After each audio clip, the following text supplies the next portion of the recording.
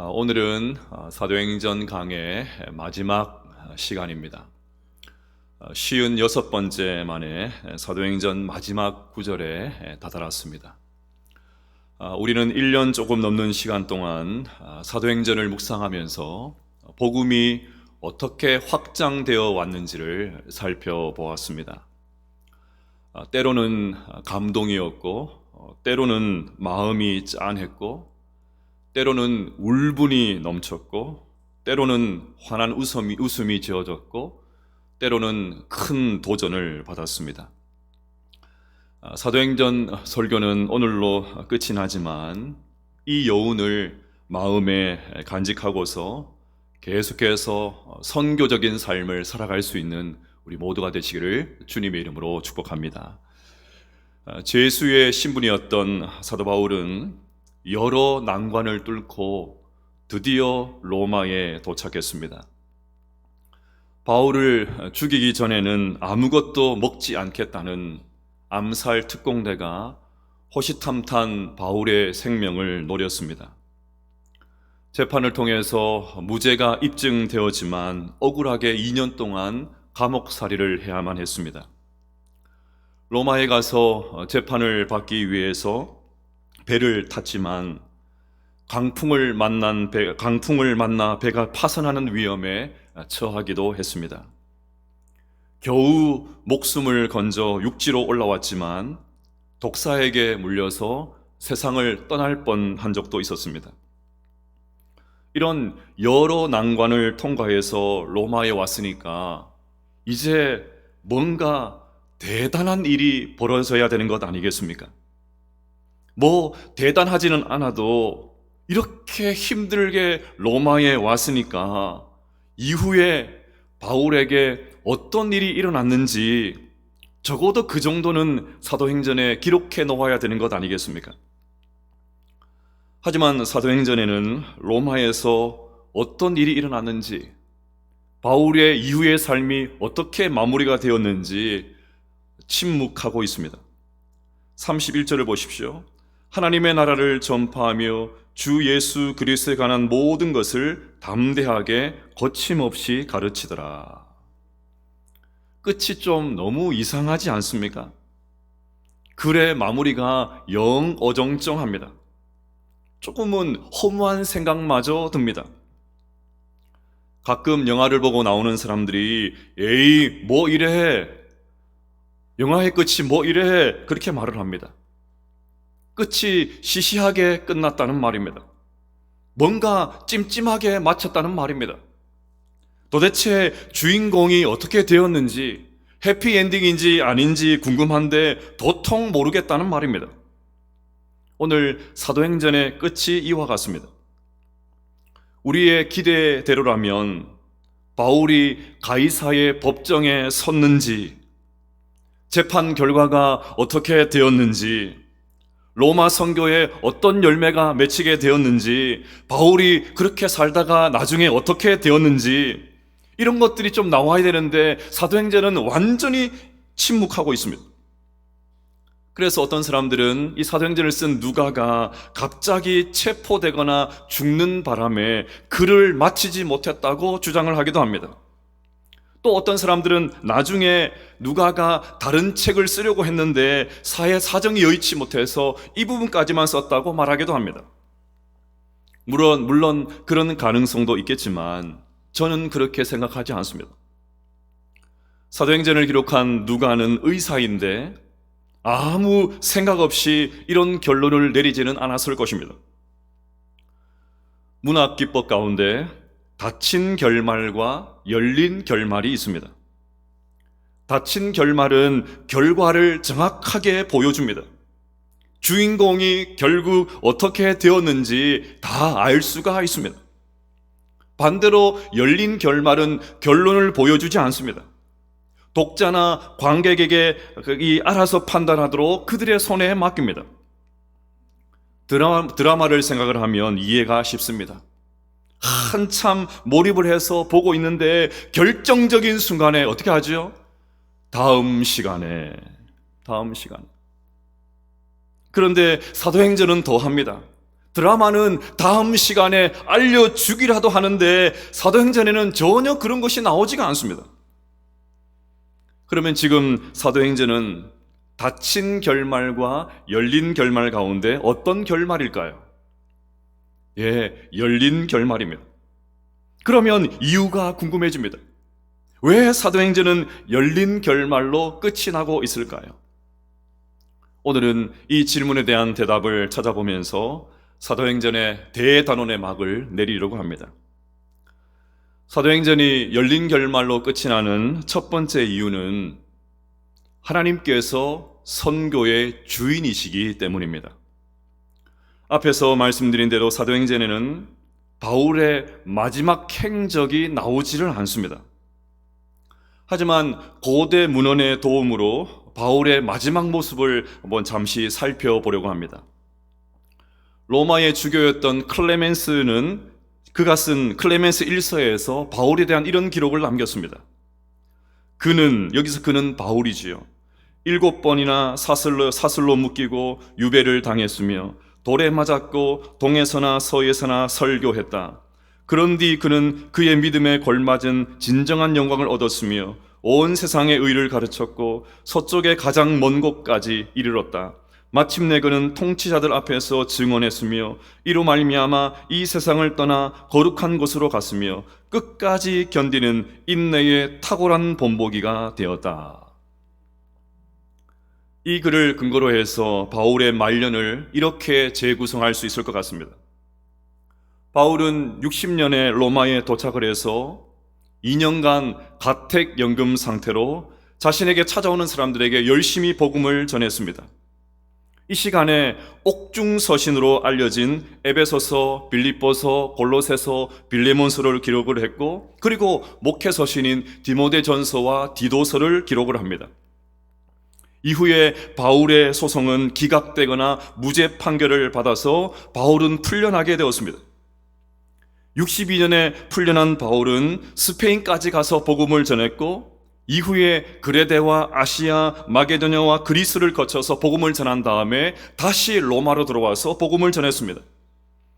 그러다가 64년 로마 대화재로 다시 붙잡히게 됩니다. 네로 황제는 자신에게 쏠리는 이 방화의 책임을 로마의 그리스도인들에게 다 뒤집어 씌웠고 바울은 그때 방화범의 우두머리로 잡혔습니다. 이후 바울은 옥중에서 마지막 서신인 디모데 후서를 쓰고 64년에서 67년 사이에 참수를 당해 세상을 떠나고 말았습니다. 제가 만약에 누가였다면 바울이 장렬한 최후를 맞았던 이 내용을 사도행전 29장에 상세하게 기록을 했을 것입니다. 왜냐하면 우리는 사람을 영웅시하는 것을 좋아하기 때문입니다. 내 이름을 드러내고 사람들의 주목을 받는 것을 교묘하게, 아니 대놓고 좋아하기 때문입니다. 저는 사도 바울이 참수되었다고 추정되는 곳에 세워진 바울 순교 기념교회를 가본 적이 있습니다. 바울이 저 돌길을 향해서 걸어가서 저 건물쯤에서 참수를 당했습니다. 워낙 오래전에 다녀왔기 때문에 기억이 희미합니다. 하지만 지금도 분명하게 기억을 하는 것은 참수된 바울의 머리가 굴러서 3번 튕기게 되었는데 거기서 샘이 솟아났다는 가이드의 설명이었습니다. 그래서 바울 이 순교 기념교회를 새 군데에서 샘이 터졌기 때문에 새 분수 교회라고 부르기도 합니다. 여러분, 참수된 바울의 머리가 바닥에 튕겼을 때 정말 샘물이 터졌을까요? 물론 그럴 가능성도 있겠지만 저는 바울을 영웅시하기 위해서 만들어낸 이야기라고 생각합니다. 우리는 이런 것을 너무나도 좋아하기 때문입니다. 사도 바울과 같이 대단한 하나님의 사람이 순교를 당했으니까 그냥 죽지 않고 뭔가 극적인 이야기를 만들어내고 싶었던 그런 인간의 욕망이 여기에 작용된 것이죠. 하지만 사도행전을 기록한 누가는 이 바울의 장렬한 최후의 모습을 기록하지 않았습니다. 누가는 바울의 참수형으로 사도행전의 마지막을 장식해서 그를 영웅시하거나 그를 미화시키지 않았습니다. 누가가 사도행전을 기록한 이유는 바울에게 초점을 맞추어서 영웅전을 기록하기 위해서가 아니었습니다. 누가는 바울을 통해서 선교의 주인이셨던 하나님, 선교를 지금까지 이끌고 가신 하나님, 그 하나님을 증언하고 싶었던 것입니다. 사람이 아니라 하나님을 드러내고 싶었던 거예요. 여러분, 사도행전은 선교의 역사를 보여주는 책입니다. 예루살렘에서 시작된 이 생명의 복음이 어떻게 전 세계로 뻗어나가는지를 보여줍니다. 그 선교의 역사를 처음부터 끝까지 관통하는 주제 하나가 있는데, 그것은 선교는 하나님께서 하신다는 것입니다. 선교의 주인은 하나님이시다. 그것을 사도행전이 보여줍니다. 그것을 선교학에서는 미시오 데이라고 표현을 합니다. 미시오 데이. 라틴어 미시오 데이는 하나님의 선교라는 뜻입니다. 말 그대로 하나님의 선교. 선교는 하나님께서 하신다는 사실입니다. 여러분, 이 세상에 잃어버린 영혼들을 애타게 찾으시는 분은 하나님이시지 않습니까? 또 우리의 가슴에 불을 지펴서 온 민족과 열방으로 보내시는 분도 하나님이시지 않습니까? 필요한 자원과 능력을 공급해 주시는 분도 하나님이시지 않습니까? 그래서 선교는 처음부터 끝까지 하나님께서 하시는 하나님의 사역입니다. 우리가 이런 미시오 데이, 하나님의 선교를 믿으면 선교를 보는 시각이 완전히 달라지게 됩니다. 선교가 의무가 아니라 큰 축복이라는 것을 깨닫게 됩니다. 하나님께서 하시는 이 선교 사역에 우리가 선택을 받아서 쓰임받게 되었으니까 그것은 영광스럽고 복된 일이지요. 또 우리 교회가, 우리 개인이 아무리 열심히 선교 사역을 감당한다고 해도 너무 우리 교회가 했다. 교회의 이기주의를 벗어날 수가 있습니다. 선교의 문이 닫히고 선교가 잘 안 될 때에도 낙심하지 않고 긴 시각으로 볼 수가 있습니다. 어쨌건 하나님께서 일하실 것이고 구원의 역사는 계속해서 이루어질 것이기 때문입니다. 무엇보다 미시오 데이, 하나님의 선교에 눈을 뜨면 나는 사라지고 하나님이 드러나기를 시작합니다. 내가 아무리 선교를 위해서 헌신하고 노력하고 아무리 많은 선교 헌금을 드리고 심지어 생명까지 바쳐서 저 오지까지 가서 일평생을 선교했다고 해도 내가 드러난 것이 아니라 나를 들어 사용하신 하나님이 드러나게 되어 있습니다. 미시오 데이, 하나님의 선교이기 때문입니다. 영성학자인 헨리 나우에는 우리 그리스도인들이 평생 연습해야 될 세 가지 연습이 있다고 말했습니다. 첫째는 작아지는 연습, 둘째는 숨는 연습, 셋째는 희미해지는 연습. 따라서 해볼까요? 작아지는 연습, 숨는 연습, 희미해지는 연습. 누가는 이것을 정확하게 알고 있었습니다. 누가가 사도행전을 통해서 말하고 싶었던 것은 하나님이시지, 산전수전을 다 걷고 끝내 순교한 장렬히 전사한 바울이 아니었습니다. 여러분, 교회도 마찬가지입니다. 어떤 사람들이 자꾸 주목을 받고 사람들의 박수 갈채를 받고 자꾸 드러나면 위험한 일입니다. 혹시나 여러분들이 그런 자리에 들어가면 작아지는 연습, 숨는 연습, 희미해지는 연습을 해야 됩니다. 적극적으로 그런 자리로 들어가야 됩니다. 그렇게 사라졌던 바울이 했던 말을 한번 직접 들어보겠습니다. 나의 간절한 기대와 소망을 따라 아무 일에든지 부끄러워하지 아니하고 지금도 전과 같이 온전히 담대하여 살든지 죽든지 내 몸에서 그리스도가 존귀하게 되게 하려 하나니 이는 내게 사는 것이 그리스도이니 죽는 것도 유익함이라. 나는 사라져도 상관없습니다. 그리스도만 드러나면 됩니다. 요한계시록 7장 11절과 12절 읽어보겠습니다. 시작. 모든 천사가 보좌와 장로들과 내 생명의 주위에 서 있다가 보좌 앞에 엎드려 얼굴을 대고 하나님께 경배하여 이르되 아멘. 찬송과 영광과 지혜와 감사와 존귀와 권능과 힘이 우리 하나님께 세세토록 있을지어다. 아멘 하더라. 할렐루야. 하나님만 영광 받으시는 것. 사랑하는 여러분, 우리의 모든 사역을 통해서 주님만 드러날 수 있게 되시기를 바랍니다. 주님만이 높아지기를 원합니다. 살든지 죽든지 언제나 그리스도를 높일 수 있게 되시기를 바랍니다. 나는 점점 작아지고 주님만 커지기를 원합니다. 나는 점점 숨어지고 주님이 드러나기를 원합니다. 나는 희미해지고 주님만 선명해지기를 원합니다. 사도행전 강해를 마무리하면서 오직 주님만 높이겠다, 이 결단이 오늘 이 아침에 있게 되시기를 주님의 이름으로 축원합니다. 사도행전이 열린 결말로 마치는 두 번째 이유는 우리가 사도행전을 계속 써내려가야 하기 때문입니다. 앞서 미시오 데이, 선교의 주인은 하나님이라고 말씀을 드렸습니다. 이것은 사도행전의 가장 핵심 구절인 사도행전 1장 8절만 봐도 더 분명하게 알 수 있습니다. 오직 성령이 너희에게 임하시면 너희가 권능을 받고 예루살렘과 온 유대와 사마리아와 땅끝까지 이르러 내 증인이 되리라 하시니라. 오직 성령이 너희에게 임하시면, 성령이 임하셔야 능력을 받고 땅끝까지 가서 복음을 전할 수가 있습니다. 자, 그런데 여기서 우리가 놓치지 말아야 될 것이 있습니다. 미시오 데이, 하나님의 선교라고 하면 하나님께서 다 알아서 하실 텐데 나는 아무것도 안 해도 된다, 그렇게 생각하는 분들이 계신데 그렇지가 않습니다.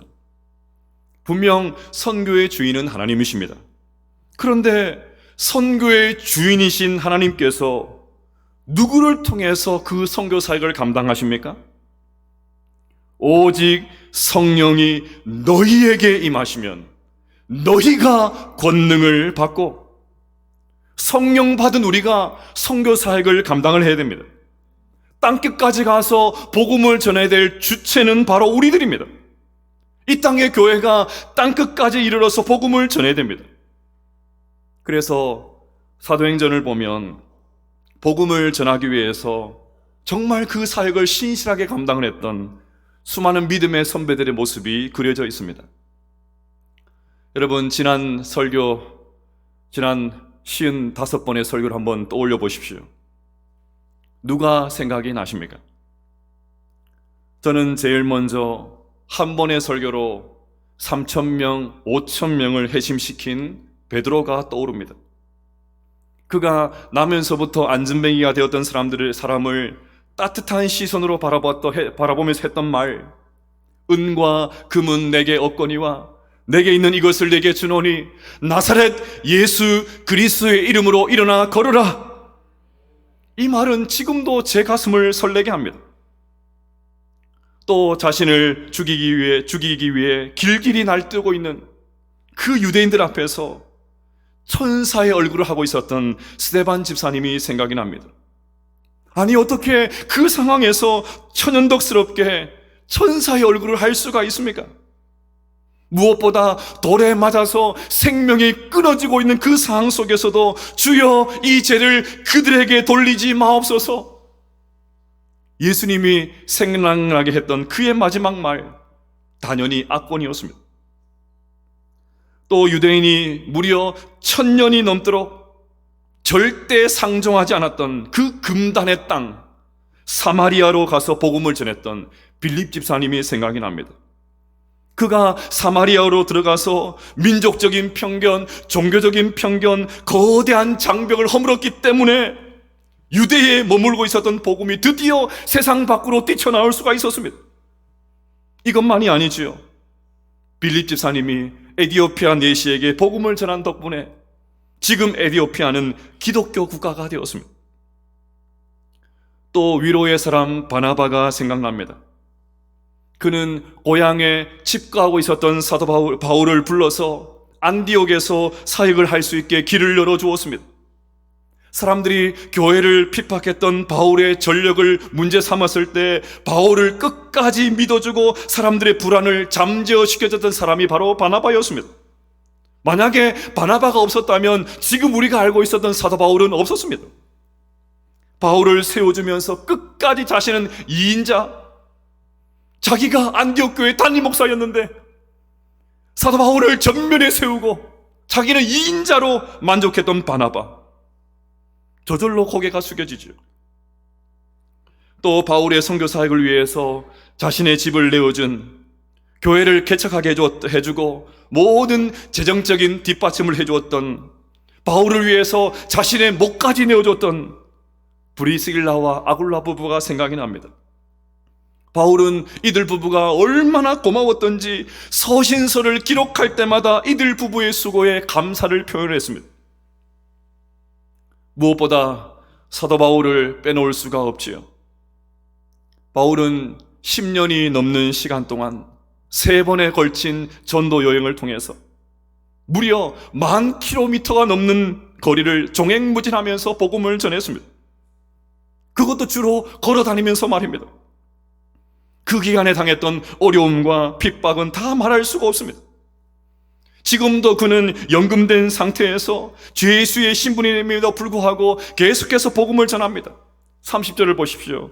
바울은 온 이태를 자기 셋집에 머물면서 자기에게 오는 사람을 다 영접하고 온 이태를 가택 연금되어 있는 상태 2년 동안 바울은 매일같이 복음을 전했습니다. 또 31절을 보십시오. 하나님의 나라를 전파하며 주 예수 그리스도에 관한 모든 것을 담대하게 거침없이 가르치더라. 바울은 자신이 죄수의 신분이라는 것에, 지병이 있는 노인이라는 것에, 허름한 셋집에 살고 있다는 것에 전혀 주눅들지가 않았습니다. 진짜를 가지고 있으니까, 천국을 소유하고 있으니까, 영원한 하나님 나라를 간직하고 있으니까 조금도 주저하거나 망설이지 않고 담대하게 복음을 전했습니다. 사람들이 믿든지 안 믿든지 전혀 낙심하지 않고 겁침없이 복음을 전했습니다. 사람들이 무슨 말로 조롱하든지 상관하지 않고 담대하게 거침없이 복음을 전했습니다. 그러니 사도행전이 열린 결말로 끝이 나는 것은 사도행전, 이제 우리가 사도행전 29장을 써내려 돼야 된다는 그런 뜻이 아니겠습니까? 사도행전에 기록된 수많은 믿음의 선배가 써놓은 이 기록들을 우리가 이어받아야 된다, 그런 뜻 아니겠습니까? 바울과 같이 담대하게 거침없이 사도행전 29장을 엮어가야 된다, 그런 말 아니겠습니까?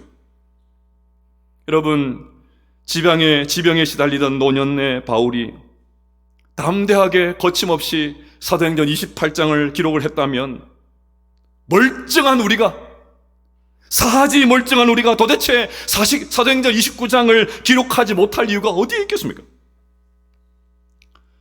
앞서 말씀드린 대로 바울은 가택연금 상태로 있는 지금 옥중서신인 에베소서, 빌립보서, 골로새서, 빌레몬서를 기록을 했습니다. 바울은 교회론의 토대가 될 수 되는 그 유명한 성경을 세련된 도서관에서 컴퓨터를 가지고 쓴 것이 아니었습니다.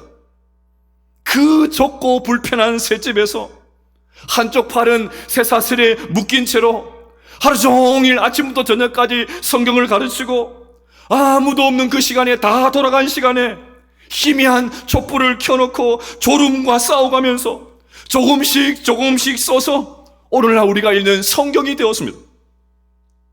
그렇게 힘든 상황에서도 성경을 쓰는 사람도 있는데 읽지를 못하겠습니까? 그 힘든 상황 속에서 생명 걸고 성경을 쓰는 바울도 있었는데 이렇게 안락한 상태에서 성경을 읽지 못하겠습니까? 그 힘든 상황 속에서도 성경을 종일 가르치는 사람도 있었는데 배우지를 못하겠습니까? 저는 이 바울의 모습이 얼마나 은혜가 되고 도전이 되는지요. 목사님, 저는 너무 바빠서 양육훈련 할 시간이 없습니다. 예배 드릴 시간이 없습니다. 성경 읽을 시간이 없습니다. 기도할 시간이 없습니다. 핑계치 못하리라. 핑계치 못합니다. 그러면서 골프 칠 시간이 있다? 그러면서 전망 좋은 카페 가서 차 한잔하고 빵 마실 시간이 있다? 말이 안 되는 거죠. 사랑하는 여러분, 오늘 바울은 2년 동안 셋집에 앉아서 복음을 전했습니다. 2년 동안 밖으로 나가지 않고 셋집에서 복음을 전했는데 결국 나중에 로마가 복음화되었습니다. 바울이 로마 셋집에서 2년 동안 있었는데 로마가 뒤집어졌습니다. 여러분, 월셋집, 전셋집에 사는 분들 소망을 가지게 되시기를 바랍니다. 다 집이 있으신가 봐요. 그리고 자기 집을 가진 분들, 그것도 몇 채나 가지신 분들 회개하게 되시기를 바랍니다. 셋집에서 살면서도 제국을 뒤집어 놓았는데 자기 집에 살면서도, 그것도 큰 집에 살면서도, 그것도 막 어리어리한 인테리어를 해가면서 엄청난 것들 기구를 집어넣고 살면서도 여러분 그 집 자랑하시겠습니까? 부끄러운 일입니다, 여러분. 앞서 말씀드린 대로 풀려난 바울은 2년 동안 여러 곳을 다니면서 복음을 전하다가 결국 다시 체포되어서 이번에는 로마 감옥에 투옥이 되었습니다. 그리고 거기서 마지막 서신인 디모데 후서를 기록을 합니다. 이제 하나님께서 자신을 부르시고 계심을 직감한 바울이 이렇게 썼습니다. 전제와 같이 내가 벌써 부어지고 나의 떠날 시각이 가까웠도다. 나는 선한 싸움을 싸우고 나의 달려갈 길을 마치고 믿음을 지켰으니 이제 후로는 나를 위하여 의의 면류관이 예비되었으므로 주 곧 의로우신 재판장이 그날에 내게 주실 것이며 내게만이 아니라 주의 나타나심을 사모하는 모든 자에게도니라. 천국에 있는 사도 바울이 지금 사도행전 마지막 설교를 듣고 있는 우리에게 어떤 말을 하고 싶을까요? 저는 이런 말이 들려오는 것 같습니다.